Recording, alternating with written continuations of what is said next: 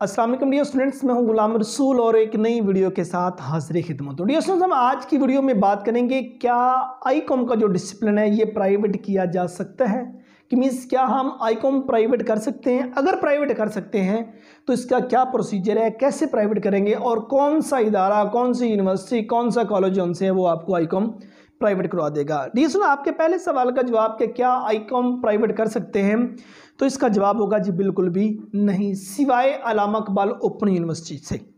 अल्लामा Iqbal open university की तरफ से आप आईकॉम जोन से वो आप घर बैठे एज अ प्राइवेट कैंडिडेट जोन से वो आप ICom Allama Iqbal open university से कर सकते हैं। बाकी कोई भी कॉलेज पब्लिक या प्राइवेट सेक्टर का जोन सा है वो आपको कोई भी इदारा आईकॉम का जो डिसिप्लिन है वो आपको प्राइवेट ऑफर नहीं करेगा।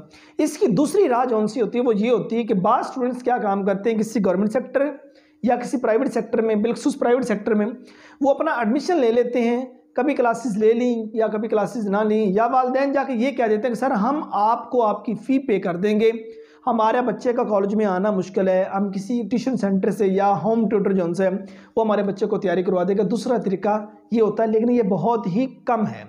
जो भी आईकॉम में एडमिशन लेते हैं वो रेगुलर इस डिसिप्लिन को जो सा वो कंटिन्यू रखते हैं।